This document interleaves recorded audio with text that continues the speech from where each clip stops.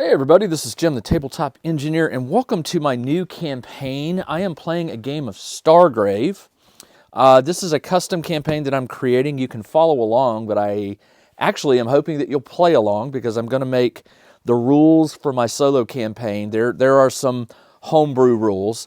I'm going to make those available as well as each week, or I'm going to try every week, the very simple mission to accomplish. I've already made out my crew. I'll take a picture of the board and put it at the end of the video so you can at least see who I've got. I've got a captain, first mate, I've got 3 recruits, a chiseler, a code breaker, a sniper, a grenadier, and a pathfinder. They are all right here. My campaign is called Let's Be Bad Guys. I'm actually going to be playing a group of a crew that is going south. Things are not looking good for them. They're hungry. They're not getting paid. They've had enough, and they've decided to try the other side of the law. For this first scenario, it's pretty straightforward. There are 6 ruffians, all within 3 inches of the rear side here. Here's 1, 2, 3, 4, 5, 6. 6 ruffians and 2 heavies, which are these blue guys right here. They all begin within 3 inches at the back. What is this scenario about? Well, the locking clamps on my ship were being held because I didn't have enough money to pay the fee to undock my ship, which is on the other side of that gate over there. My crew didn't get paid by the harbor master or the dock master, so they've just robbed him. They've got some credits in their pocket, and if they can get through that gate over there, they also disabled the lock on their ship. So all they're doing is they want to get off this planet, get to the ship, and they never want to come back here again. So when they did the robbery, an alarm was triggered, and the gang the hoodlums that have been hired by the dockmaster are coming this way. I've got to get that away. They want to stop me, and that is the gist of the game. Now, as with most solo games that I play, either Frostgrave or Stargrave, there's a slight difference in the phases. First phase is captain phase. Second phase is first mate. Then the enemy phase, and then the soldier phase. That is, I don't remember where that came from. I know that was Joseph McCullough, the writer of the game. At some point in some of his solo rule writing, he's the one that inverted the enemy phase and the soldier phase. So soldier phase will come last. I've got just a bunch of terrain scattered out that you would see on the docks, some buildings. There are 2 physical tokens and 2 data tokens. The physicals are red. Here's 1, here's 2. And the data tokens are yellow. There's one right here, little cubes that I have, and another one right here. The only rule that I've got in my campaign is that they have to be beyond the halfway line. And I put them sort of with things that would make sense, like cargo containers or these little data centers that could be hacked. So that is it. I'm going to go ahead and move my captain. We'll go ahead and get started here. My captain is this guy right here. I will group activate. So I can activate up to 3 of my other soldiers who are within 3 inches of me, and we're going to get moving. Part of me thinks I should go wide. Part of me thinks I should just go right down the middle. They are in a hurry. I'm going to go down the middle. So the captain can move 6. All of my crew can move 6 except for my grenadier, who moves 5, and my first officer, who moves 5. And those guys are on this side. So the captain tells the first mate, get to the gate, get to the ship, see you there. And he's got his 5 here and the 5 over here for a total of 10 crew. Captain can move 6. You can double move. 6 and 3 is 9. I just want to get them in position. The chiseler is going to move separately, so I'm going to activate all 3 of my recruits. They all have pistols. The robot, one of the recruits is a robot, and I may explain why I chose that. The captain has a special ability called remote firing. It's a power that if he can take control of the robot and give him a bonus. But when I activate that, I'll explain that one. So the captain can move 9. That gets him all the way over here. But he wants to stay in cover. So I think I'm going to play it safe.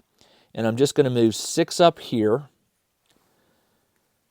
I'm going to tell the others to move their maximum and get into cover. So this recruit will move 9. He will move all the way here.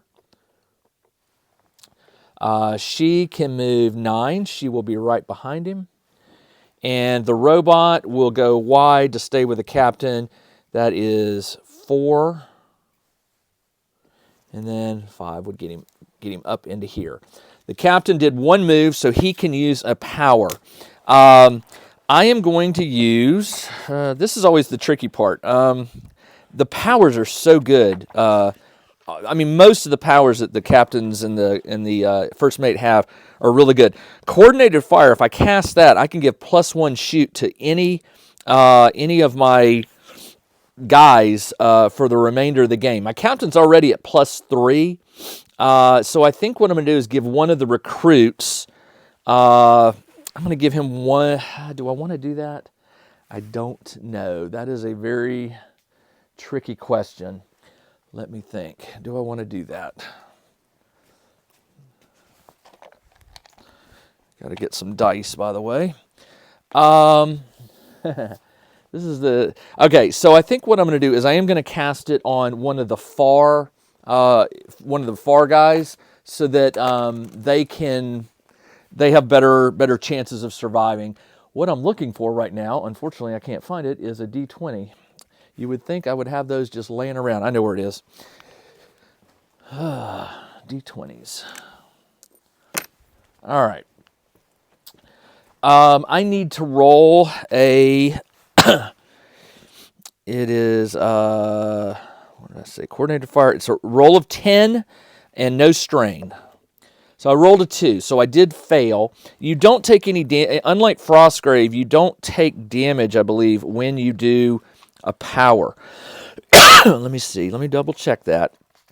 Activating a power. Yeah, increase casting roll by 1 for every 1 health spent. Strain. Roll a die. So yeah, there's no damage. If you just fail it, you fail it. That is the end of my captain phase. So what I do is, a friend of mine, Rob, taught me this one. Hey, Rob, I'm going to rotate all of my miniatures to face me to indicate they have gone. And then at the end of the turn, I'll face them back around. All right, that leaves my my first mate. First mate can move 5 plus 2.5 is 7. He's going to go up the middle as well. He can move. I want him to cast a power. So he'll move his 5, which gets him to just right there. He's still in cover. The only one he's not going to move is the sniper. Well, I don't know. The sniper may be a good one to get in. The grenadier needs to move because he's slow. The pathfinder will go last. He'll go on his own. He has a movement of 7. He can really fly. All right, so my sniper can move 6 plus 3 is 9. I want to get him up here on this post so he can look out. So 9 inches, 7 inches gets him to right there, and then 8, and then 9 would be moving up. He's still in cover, so he's okay. The grenadier can move 5 plus 2. 2.5 is 7.5. He can move 7.5. He's going to go straight up the middle, right here. And then lastly is my code breaker. He can move 6 plus 3 is 9. He will move all the way to here into this little cubby hole right here, and he's in half cover, but it gives him a good look, good observation around. So let me my first mate is a psionicist. My captain is a veteran. So and by the way, you also track whenever you cast a power successfully. You keep track of it. I will be doing that here. You don't get any XP for failed powers, but you do get for successful. So I need to keep track of that. The first mate has Break Lock, Destroy Weapon, Wall of Force, and Power Spike. None of those are actually going to benefit me right now. So instead, I could double move another 2.5 inches, which puts me right here. That's going to be good enough. That is the end of my turn. So I will turn these around, and we will go see what the enemy is going to do. Now, the enemy rules are slightly different. They tell you to move them randomly. I'm going to bypass that. In my solo campaign, what I recommend is play the game that makes sense. These guys are on alert. They know that there was a signal. We've been robbed. You'll get out there and stop them. They would not move randomly backwards. They're going to try to move forwards, but they're smart. They want to stay in cover. If I were playing them, I would want to move them in cover. But they're also, the ruffians are not the smartest. So the heavies will be the smart ones. The ruffians will be so-so. All right, so the ruffians can move 6. And remember, they want to stay in cover. This one can move 9, which gets him all the way up here. Now, from his point of view, he can see one of my guys. But ruffians have a pistol, which is a range of 10. That is much longer than 10. I want to show it to you. So he's right here, and he has a clear line of sight to her.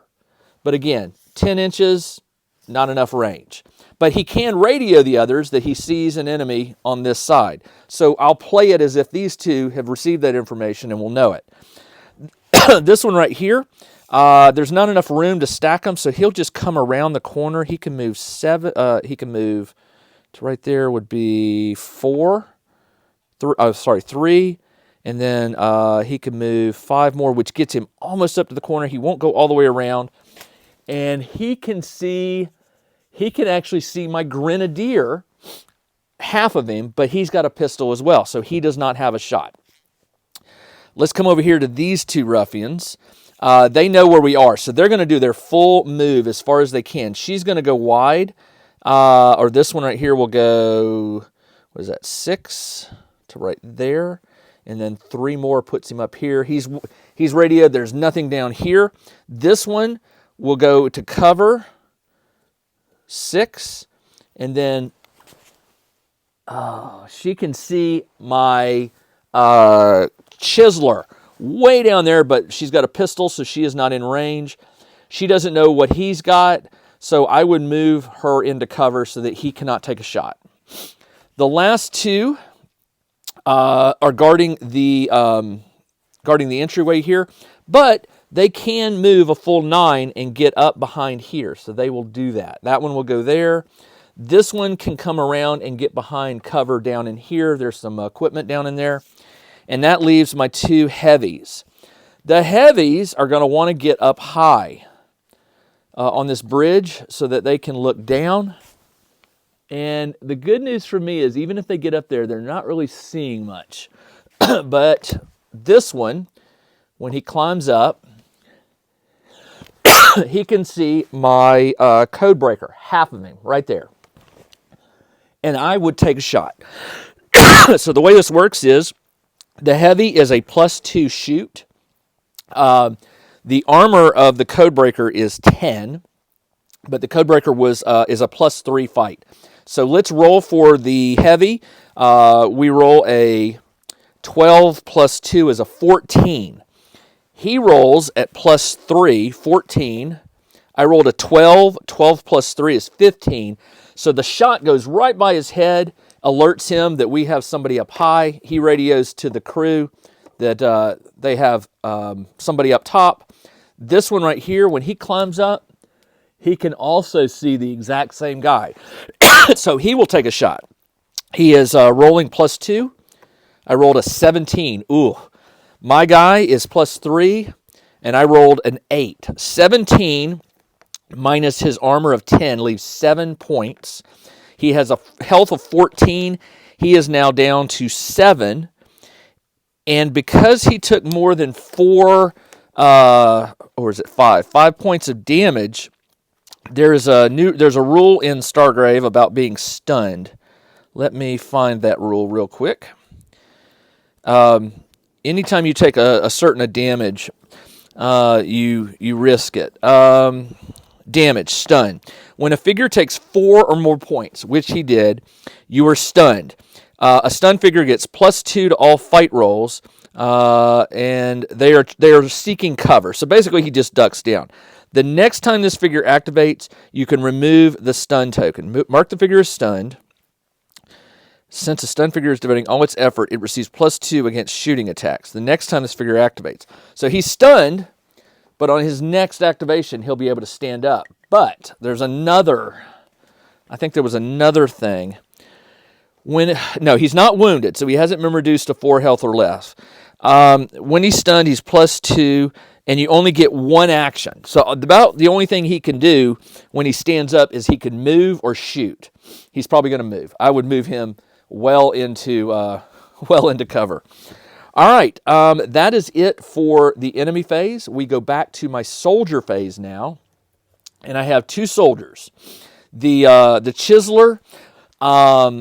The Chiseler can move 9, and he's going to go. He can't get into cover here.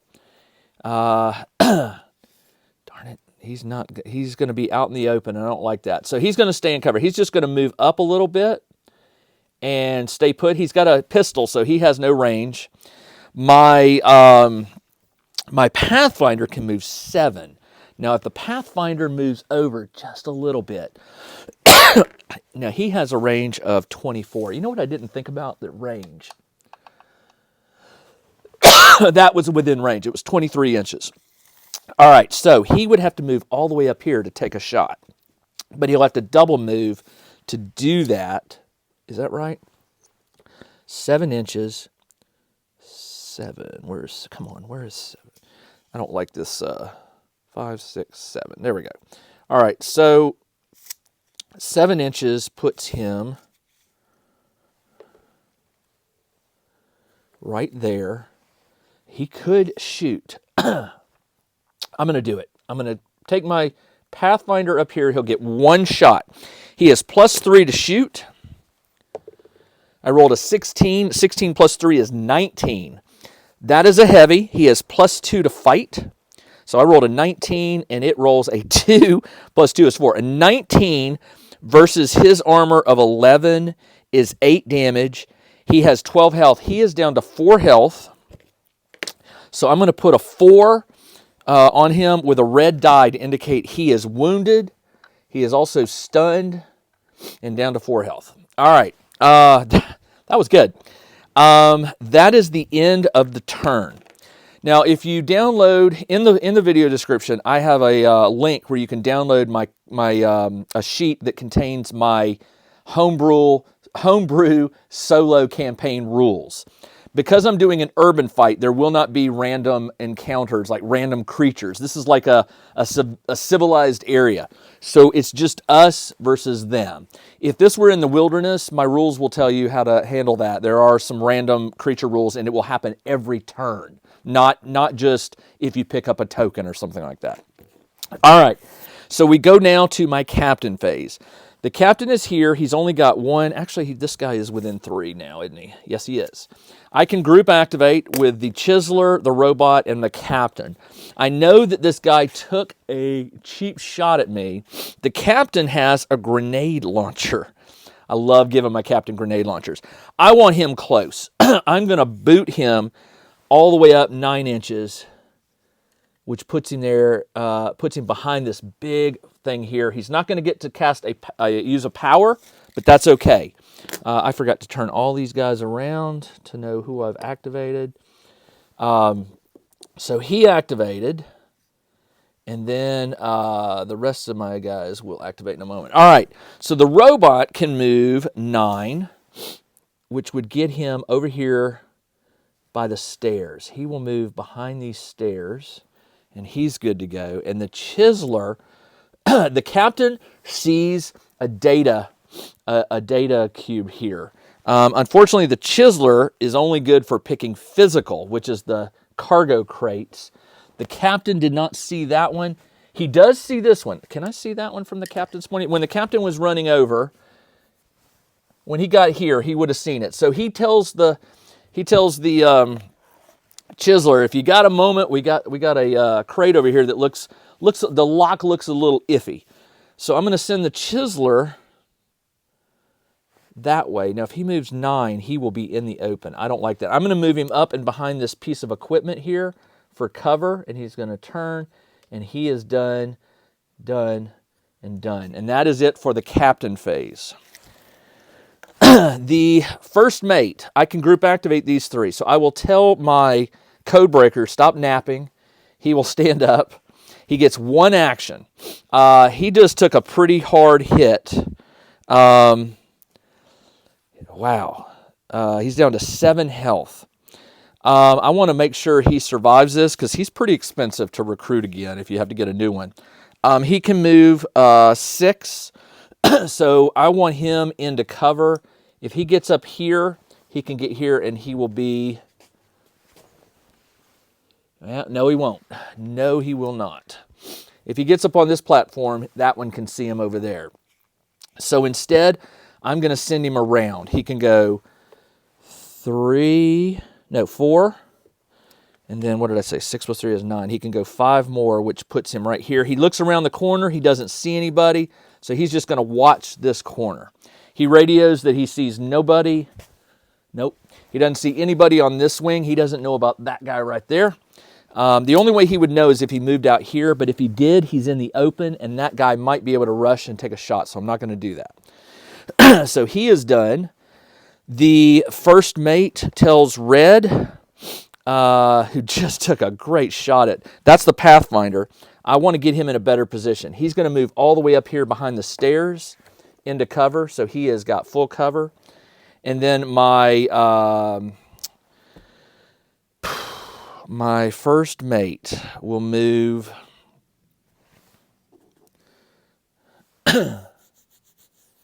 My first mate does have a carbine. He could take a shot. He can see... He's going to step out of partial cover, so he's in half, and he's going to take a shot at that guy. Let me make sure I got the range. I'm pretty sure... I doubt it. That's more than 24. Oh, yeah, that's 25. That's almost 26 inches. He would have to really step out in the open to take that shot, and that leaves him exposed. So instead, he will run. He sees him. He'll come over here behind the cover, and he'll let the sniper know we got one up on top there. So on the soldier phase, the sniper maybe will be able to get up there and take a shot. We will see. That is the end of the... That is the end of my... he didn't cast a power, but he really doesn't have anything to cast right now. Oh, you know what he can do? Hold on. He has a skill called Power Spike, which can give the sniper a better Power Spike. It's self only. Never mind. The next time this figure makes a shooting attack, it does it plus 3 damage. You know what? I'm going to try to activate it anyway. Power Spike is a 12. I need to roll a 12, and I'm going to take 1 strain, which is 1 health. But if I do it, it's going to add plus 3 damage if I hit the next time. I rolled an 11. I will take 2 points of damage. I go down to 13. And that means that power was successfully used. And I will put a star next to Power Spike to indicate it is charged. And the next time my first mate shoots, he'll get that plus 3 damage. That's pretty cool. Okay. All right, that is it for me. We come over to the enemies. All right, now the enemies are communicating. They're seeing me, and we know this one got shot. This one right here and this one saw her, so we know there's somebody over here. So these guys are just going to move up a little closer. Let's see. He can move 6, which puts him here. He doesn't see anybody, but if he goes 3, he's going to be in the open, so he's going to stay put. This one right here can move a full 9, which would get her all the way up here with this one, and they're going to stay put. They don't see anybody. This one right here can't see anybody, so he's going to move into partial cover on the bridge, and he's going to hold. He sees nothing. This one can only stand. It could shoot, but there's no targets. So he's going to move over to the bridge into partial cover as well. All right, and that leaves these guys down here and two over here. Okay, this one saw this guy run behind the stairs. He's going to go a full 9 up here. He won't have the angle, but he knows I'm over here. Now, I've been peeking around, and I would have seen him, so I know somebody's there as well. This one, this one does not know about my captain back here. Nobody saw my captain hustle. He would move here into cover to protect this. He'll move here. He's in cover. He can see her, but again, she's out of range. She sees him. And then lastly, these two over here. This one is going to come around. 3. And then 6 puts him here. He committed. So when he moved, he would have stopped when he saw him. He cannot move back into cover. I would have spotted him. So I'm going to get a shot on him when he's going to try to make for cover on his next turn. This one right here, this one knows I'm there. So this one is going to go full tilt right up to the edge here and stop. We know we got somebody pinned here, and that is the end of the enemy phase. Soldier phase. This one right here is going to get a shot. Green Cloak is my code breaker. He is +2 to shoot. And I should be keeping my D20 somewhere where I can find it. Where are you? There you are. Okay. He can move. He can shoot and then move. I think you can do that. Pretty sure you can move, shoot, or shoot and move.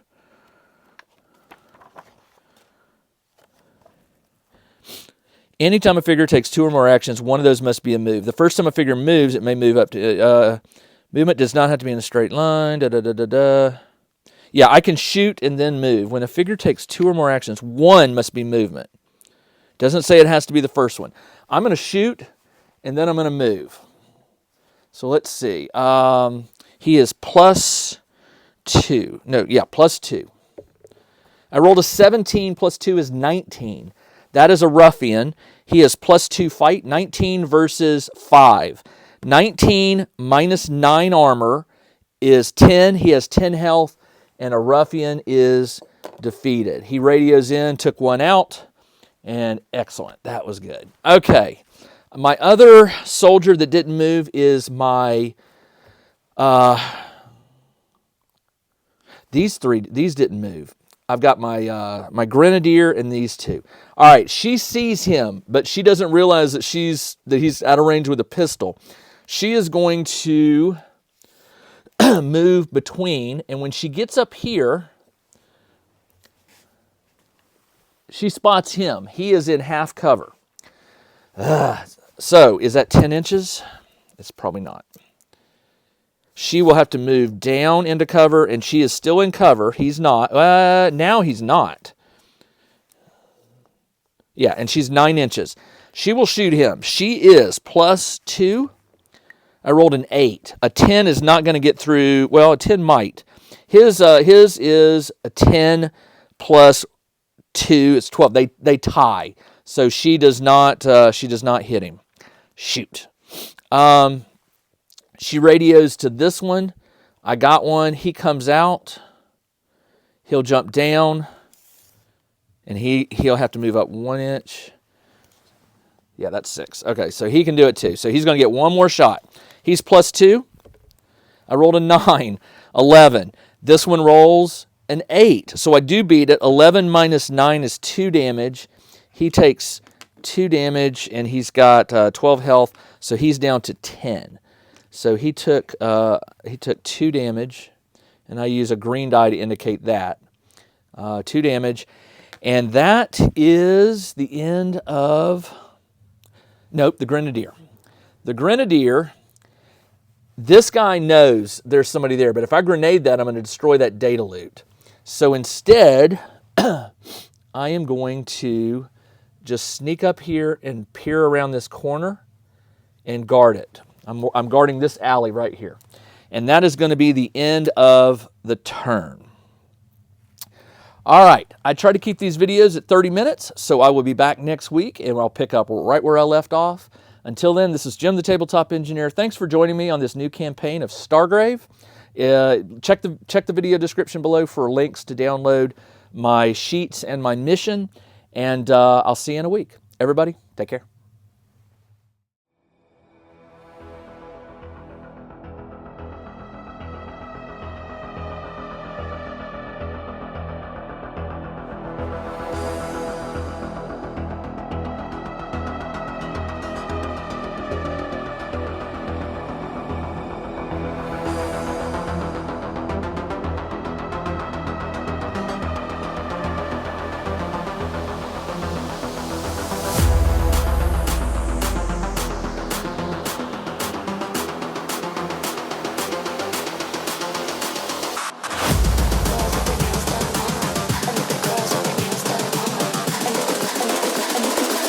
I think the girls with their nails done now.